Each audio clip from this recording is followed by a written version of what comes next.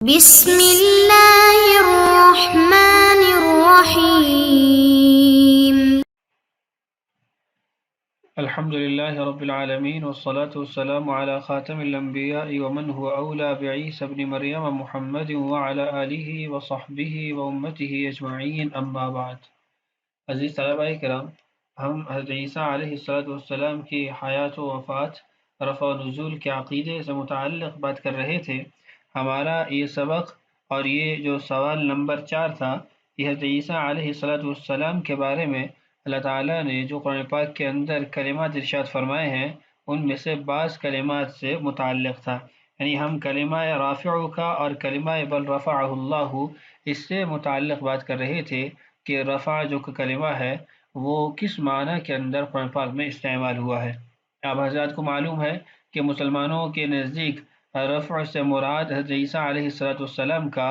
زندہ حالت میں ان کو جسم کے ساتھ آسمانوں کی طرف لے جانا مراد ہے، جبکہ قادیانی تحریف اور دجل یہ ہے کہ رفع سے مراد روحانی رفع مراد ہے یا پھر درجات میں بلندی اور عالی مقام حاصل ہونا مراد ہے۔ ہم ان جوابات کو پڑھ رہے تھے جن جوابات سے مسلمانوں کے عقیدے کا اثبات اور قادیانی عقیدے کا ابطال واضح ہوتا ہے، تو اس میں 3 جوابات ہم سابقہ ویڈیوز میں پڑھ چکے ہیں۔ آج ہم جواب نمبر 4 سے شروع کرتے ہیں۔ جواب نمبر 4، جس جگہ لفظ رفع کا مفعول یا متعلق جسمانی شے ہوگی، یعنی جسمانی چیز ہوگی، تو اس جگہ یقیناً جسم کا رفع مراد ہوگا، اور اگر رفع کا مفعول اور متعلق درجہ یا منزلہ یا مرتبہ یا امر معنوی ہو تو اس وقت رفع مرتبت اور بلندی رتبہ کے معنی ہوں گے۔ کما قال تعالی ورفعنا فوقکم الطور، اٹھایا ہم نے تم پر کوہ طور کو۔ اب رفعنا کا جو متعلق ہے یا مفعول بھی ہے وہ ہے الطور، اور طور جو ہے وہ معنوی چیز نہیں ہے بلکہ حسی چیز ہے، وہ ایک حجم رکھتا ہے، ایک اپنا وجود رکھتا ہے، تو اس لیے یہاں پر اس کا معنی یہ ہوگا کہ طور کو ہی اللہ نے ان کے اوپر اٹھا دیا، یعنی نفس پہاڑ کو ہی ان پر اٹھا دیا گیا، ان کے اوپر اٹھا کر رکھ دیا گیا۔ ایسے ہی اللہ الذی رفع السماوات بغیر عمد ترونہا، اور اللہ ہی ہے جس نے آسمانوں کو بلند کیا بغیر ستونوں کے جیسا کہ تم دیکھ رہے ہو۔ اب یہاں پر رفع السماواتی مفعول بھی ہے السماواتی اور فعل ہے رفع، تو اس لیے یہاں پر حسی چیز کے ساتھ کلمہ رفع آیا ہے، تو اس سے حقیقتاً اسی چیز کا بلند کرنا مراد ہے۔ اللہ تعالیٰ کا ایک اور ارشاد ہے وَإِذْ يَرْفَعُ إِبْرَاهِيمُ الْقَوَاعِدَ مِنَ الْبَيْتِ وَإِسْمَاعِيلُ، یاد کرو اس وقت کو جب ابراہیم بیت اللہ کی بنیادیں اٹھا رہے تھے اور اسماعیل ان کے ساتھ تھے۔ اب مفعول بھی ہے القواعد اور فعل ہے یرفع، تو القواعد بنیادیں یہ حسی چیز ہے، اپنا ایک وجود رکھتی ہے، تو اس لیے ہم یہی کہیں گے کہ انہی کو اٹھانا مراد ہے، یعنی نفس چیز کو اٹھانا مراد ہے۔ ایک اور ارشاد ہے وَرَفَعَ أَبَوَيْهِ عَلَى الْعَرْشِ، حضرت یوسف علیہ السلام کے واقعے میں ہے کہ انہوں نے اپنے والدین کو تخت کے اوپر بٹھایا۔ تو ان تمام مواقع میں لفظ رفع اجسام سے مستعمل ہوا ہے۔ پہلے جملے میں طور ہے، دوسرے جملے میں آسمان ہے، تیسرے میں القواعد بنیادیں ہیں، اور چوتھے میں والدین ابویہ، تو یہ چاروں چونکہ اجسام ہیں اور اجسام کے ساتھ یہ فعل ذکر کیا گیا ہے، اس کو جوڑ کے لایا گیا ہے، تو اس سے یہ حاصل ہوا کہ ہر جگہ رفع جسمانی مراد ہے، نفس چیز کا اٹھایا جانا مراد ہے۔ اور جبکہ اس کے برعکس قرآن پاک کی وہ آیات دیکھیے جہاں پر بلندی مرتبہ کا ذکر ہے، تو وہاں پر جسم کے ساتھ یا وجود والی چیز کے ساتھ جوڑ کے اس کو ذکر نہیں کیا گیا۔ اللہ تعالیٰ کا ارشاد ہے وَرَفَعْنَا لَكَ ذِكْرَكَ، ہم نے آپ صلی اللہ علیہ وسلم کے لیے آپ کا ذکر بلند کیا۔ تو اب یہاں پر ذکر معنوی چیز ہے، تذکرہ معنوی چیز ہے، تو مراد یہ ہے کہ ہم نے آپ کا مرتبہ مقام آپ کے تذکرے بلند کیے ہیں۔ اور وَرَفَعْنَا بَعْضَهُمْ فَوْقَ بَعْضٍ دَرَجَاتٍ، ہم نے بعض کو بعض پر درجہ اور مرتبہ کے اعتبار سے بلند کیا۔ اس قسم کے مواقع میں رفعت شان اور بلندی رتبہ مراد ہے، اس لیے کہ رفع کے ساتھ خود ذکر اور درجہ کی قید یعنی قرینہ مذکور ہے۔ یعنی پہلا جملہ وَرَفَعْنَا لَكَ ذِكْرَكَ، وہاں پر رفعنا کا مراد بلندی ہے تذکرہ میں، تو اس کو صراحتاً ساتھ ذکر کر دیا۔ دوسرا جملہ وَرَفَعْنَا بَعْضَهُمْ فَوْقَ بَعْضٍ دَرَجَاتٍ، تو معنوی چیز کو درجات کو صراحتاً ذکر کر دیا، تو رفع کا معنی بلندی مرتبہ ہو گیا۔ لیکن جہاں پر جسم کے ساتھ کسی وجود کے ساتھ اس کو جوڑ کے کسی حصی چیز کے ساتھ جوڑ کے اس کو ذکر کیا جاتا ہے، تو وہاں پر حقیقتاً اس چیز کا بلند کرنا، اس چیز کا اٹھانا مقصود ہوتا ہے۔ اسی کو امام راضی رحمہ اللہ نے بھی لکھا ہے، جن کو قادیانی بھی مسلم مفسر مانتے ہیں، وہ فرماتے ہیں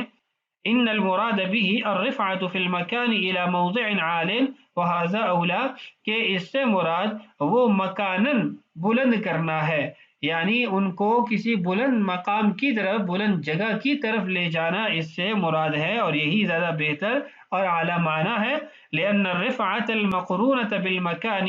تكون رفعة في المكان لا في الدرجة، اس لیے کہ جب بھی کلمہ رفع کو کسی مکان کے ساتھ، کسی جگہ کے ساتھ جوڑ کے بولا جاتا ہے، تو اس سے بلندی مکان ہی مراد ہوتی ہے، بلندی وجود ہی مراد ہوتا ہے، نہ کہ درجات کی بلندی مراد ہوتی ہے۔ تو امام راضی رحمہ اللہ نے بھی اسی اصول کو اپنی تفسیر میں ذکر کیا، اور بہت سے مفسرین نے اس اصول کو ذکر کیا ہے۔ خلاصہ یہ نکلا کہ کلمہ رفع کے ساتھ اگر تو کوئی حصی چیز جڑ کے آتی ہے تو ہم یہ کہیں گے کہ اس سے مراد وہ اسی حصی چیز کا، اسی شے مذکور کا بلند کرنا، اٹھایا جانا مراد ہوگا۔ جبکہ اگر درجات یا ذکر یا کوئی بھی ایسا قرینہ آ جاتا ہے جو معنوی ہے، تو اس میں ہم یہ کہیں گے کہ یہاں پر درجات کی بلندی مراد ہے۔ تو یہ جواب نمبر 4 تھا جو آپ نے ملاحظہ کیا۔ اس جواب نمبر 4 پہ ایک قادیانی اعتراض ہوتا ہے، وہ ایک روایت پیش کرتے ہیں جس روایت کے اندر کلمہ رفع وہ کہ حصی چیز کے ساتھ، جسمانی چیز کے ساتھ جڑ کے آیا ہے، لیکن اس کا جو معنی ہے وہ مرتبہ اور منزلت کے اندر بلندی لیا جاتا ہے۔ تو اس اشکال اور جواب کو دیکھ لیتے ہیں، اس کے بعد پھر ہم انشاءاللہ اپنے ان جوابات کے تسلسل کی طرف واپس آتے ہیں۔ قادیانی اشکال دیکھیے، ایک حدیث میں ہے اذا تواضع العبد رفعه اللہ الى السماء السابعة، کنز العمال جلد نمبر 3 صفحہ نمبر 110، حدیث نمبر 5720، بحوالہ الخرائطی فی مکارم الاخلاق۔ ترجمہ: جب بندہ تواضع کرتا ہے تو اللہ تعالیٰ اس کو 7ویں آسمان پر اٹھا لیتے ہیں۔ اس حدیث کو خرائطی رحمہ اللہ نے اپنی کتاب مکارم الاخلاق میں ابن عباس رضی اللہ عنہما سے روایت کیا ہے۔ اس روایت کو مرزائی بہت خوش ہو کر بطور اعتراض پیش کیا کرتے ہیں کہ رفع کا مفعول جسمانی شے ہے، جسمانی چیز ہے، اور الی السماء کی بھی تصریح ہے، مگر باوجود اس کے رفع سے رفع جسمی مراد نہیں بلکہ رفع معنوی مراد ہے۔ یعنی دو چیزیں، ایک تو وہ کہتے ہیں کہ رفعہ، اب یہاں پر بندے کی طرف ضمیر لوٹ رہی ہے اور وہ حصی ہے، جسمانی ہے، اور الی السماء السابعہ صراحتاً آ گیا، 7ویں آسمان پہ اٹھا لیتے ہیں۔ اب اس سے لازمی بات ہے درجات کی بلندی ہی مراد ہو سکتی ہے، نہ کہ جسم کی بلندی یا جسم کا اٹھایا جانا وہ مراد ہو سکتا ہے۔ اب اس اعتراض کو سمجھنے کے بعد جوابات دیکھیے۔ جواب یہ ہے کہ یہاں مجاز کے لیے قرینہ عقلیہ قطعیہ موجود ہے، عقلی اور قطعی قرینہ موجود ہے کہ یہ اس زندہ کے حق میں ہے جو لوگوں کے سامنے زمین پر چلتا ہے اور تواضع کرتا ہے، تو اس کا مرتبہ اور درجہ اللہ کے یہاں 7ویں آسمان کے برابر بلند اور اونچا ہے۔ ظاہر ہے کہ یہاں رفع جسم مراد نہیں بلکہ رفع درجات مراد ہے، یعنی عقلاً بھی یہی بات سمجھ میں آتی ہے کہ اس سے مراد رفع درجات ہے، نہ کہ رفع جسم ہے۔ ظاہر ہے کہ یہاں رفع جسم مراد نہیں بلکہ رفع درجات مراد ہے۔ غرض یہ کہ رفع کے معنی بلندی رتبہ مجازن بوجہ قرینہ عقلیہ لیے گئے ہیں۔ یہ بات پہلے صراحتاً ذکر کر دی گئی ہے کہ جو حقیقی معنی ہے جب وہ متعذر ہو تو پھر ہم مجاز کی طرف جاتے ہیں، اور مجازی معنی کے لیے قرینہ کی ضرورت ہوتی ہے، تو یہاں حقیقی معنی متعذر ہے، اس لیے کہ جو بندہ تواضع اختیار کرتا ہے وہ آپ کے سامنے موجود ہے، آپ حقیقی معنی نہیں لے سکتے تو آپ کو مجاز کی طرف جانا پڑے گا، اور مجاز کا قرینہ عقلیہ بھی موجود ہے، اور اگر کسی کا معقل کی سمجھ میں یہ قرینہ عقلیہ نہ آئے تو اس کے لیے قرینہ قطعیہ بھی موجود ہے۔ یعنی اوپر آپ نے جو جملہ پڑھا اس میں تھا یہاں مجاز کے لیے قرینہ عقلیہ قطعیہ، تو عقلیہ کی وضاحت تو ہو گئی، اب قطعیہ دیکھیے، وہ یہ کہ کنز العمال میں روایت مذکورہ کے بعد ہی علی الاتصال یہ روایت مذکور ہے، من یتواضع للہ درجۃ یرفعہ اللہ درجۃ حتی یجعلہ فی علیین۔ اب یہاں پر درجہ کا کلمہ صراحتاً آ گیا، فی علیین کا کلمہ صراحتاً آ گیا، یعنی جس درجہ کی تواضع کرے گا اسی کے مناسب اللہ اس کا درجہ بلند فرمائیں گے، یہاں تک کہ جب وہ تواضع کے آخری درجے پر پہنچ جائے گا تو اللہ تعالیٰ اس کو علیین میں جگہ دیں گے، جو علو اور رفعت کا آخری مقام ہے۔ اس حدیث میں صراحتاً لفظ درجہ کا ذکر ہے، مذکور ہے، اور قاعدہ مسلمہ ہے الحدیث یفسر بعضہ بعضا، ایک حدیث دوسری حدیث کی تفسیر اور شرح کرتی ہے، تو یہی جو علی الاتصال روایت مذکور ہے اس نے تفسیر کر دی ما قبل روایت کی، کہ وہاں پر یرفعہ اللہ سے مراد یرفع اللہ درجاتہ ہے، اور الی السماء سے مراد فی العلیین ہے، تو ایک حدیث دوسری حدیث کی شرح بھی کر رہی ہے، یعنی قرینہ قطعیہ بھی موجود ہے اور قرینہ عقلیہ بھی موجود ہے، اور مجازی طور پر سابقہ روایت کے اندر معنی بلندی مرتبہ لیا گیا ہے۔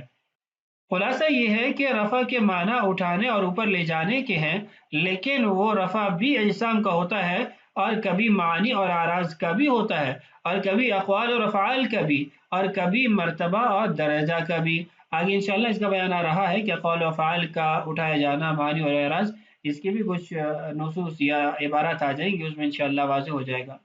جہاں رفع اجسام کا ذکر ہوگا وہاں رفع جسمی مراد ہوگا، جہاں رفع اعمال اور رفع درجات کا ذکر ہوگا وہاں رفع معنوی مراد ہوگا۔ رفع کے معنی تو اٹھانے اور بلند کرنے کے ہی ہیں، باقی جیسے شے ہوگی اس کا رفع، اس کا اٹھایا جانا اسی کے مناسب ہوگا۔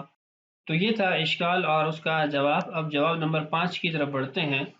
جواب نمبر 5 یہ ہے کہ اس آیت کا صریح مفہوم اور مدلول یہ ہے کہ جس وقت یہود نے حضرت مسیح علیہ السلام کے قتل اور صلب کا ارادہ کیا تو اس وقت قتل اور صلب نہ ہو سکا، بلکہ اس وقت حضرت مسیح علیہ السلام کا اللہ کی طرف رفع ہو گیا۔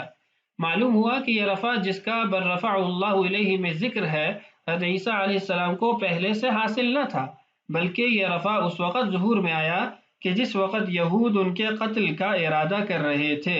اور وہ رفع جو ان کو اس وقت حاصل ہوا وہ یہ تھا کہ اس وقت بجسدہ العنصری صحیح و سالم آسمان پر اٹھا لیے گئے، رفعت شان اور بلندی مرتبہ تو ان کو پہلے ہی سے حاصل تھی۔ یعنی یہ اس بات کو رد کیا جا رہا ہے کہ بر رفعہ اللہ علیہ کے اندر جو رفعت مراد ہے وہ مقام، وہ منزلت اور مرتبت کی رفعت مراد ہے، ایسا نہیں ہے، بلکہ اللہ تعالیٰ نے جس چیز کو بیان کیا وہ یہ ہے کہ ایسا امر، ایسی چیز جو پہلے ان کو حاصل نہیں تھی اب ان کو حاصل ہوئی ہے، تو بلندی مرتبہ یا رفعت شان تو ان کو پہلے سے حاصل تھی، وہ تو اللہ کے اولو العزم پیغمبروں میں شمار ہوتے ہیں۔ ارشاد خداوندی ہے وجیہا فی الدنیا والآخرۃ ومن المقربین، جو دنیا اور آخرت میں صاحب وجاہت ہوگا اور اللہ کے مقرب بندوں میں سے ہوگا تو ان کی رفعت شان اور بلندی مرتبہ کی تو خود اللہ تعالیٰ گواہی دیتے ہیں، وہ تو پہلے ہی اس لقب سے سرفراز کیے جا چکے تھے، لہٰذا اس آیت میں وہی رفع مراد ہو سکتا ہے جو ان کو یہود کے ارادہ قتل کے وقت حاصل ہوا، یعنی رفع جسمی کہ وہ پہلے حاصل نہیں تھا، ارادہ قتل جب یہودیوں نے کیا اس وقت ان کو وہ حاصل ہوا، اور رفع عزت و منزلت اس سے پہلے ہی ان کو حاصل تھا، اس مقام پر اس کا ذکر بالکل بے محل ہے۔ تو سوال نمبر 5 کا خلاصہ کیا ہوا؟ سوال نمبر 5 کا خلاصہ یہ ہے کہ اللہ تعالیٰ نے جس رفع کا ذکر حضرت عیسیٰ علیہ السلام کی اس واقعے میں کیا ہے اس سے مراد ایسا رفع ہے جو پہلے ان کو حاصل نہیں تھا، بلکہ یہودیوں کے ارادہ قتل کے وقت ان کو یہ حاصل ہوا۔